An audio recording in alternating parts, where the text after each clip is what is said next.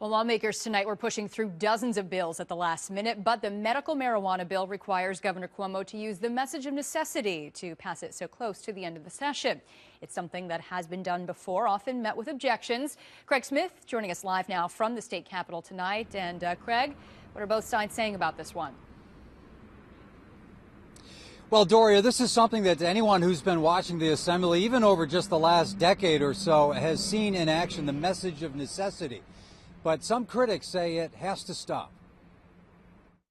And really, in the middle of the night, first of all, you don't have time to read a piece of legislation. James Tedisco of Glenville has a bill that would limit the use of the message of necessity to circumstances involving terror attacks or natural disasters.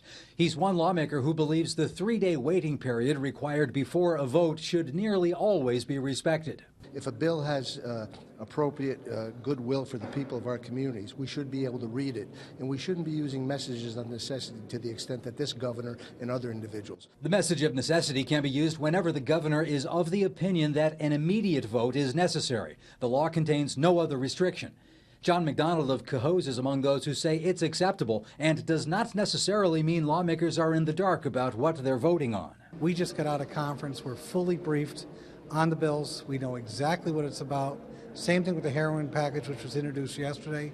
I'm extremely comfortable voting on these bills. We do have briefings with our staff and try to get as much of a grasp of every bill before we vote on it. And certainly that's why we have discussions and debate on the floor for the member. But what the member does not have an opportunity is to then run that by his or her constituents on what they think. It's been about a year and a half now since Tedisco announced his legislation. It is not among the bills that are going to pass here tonight. In Albany, Craig Smith, CBS 6 News. All right, Craig, thank you very much. So again, we're hearing the vote on medical marijuana may come tonight in the Assembly, tomorrow in the Senate.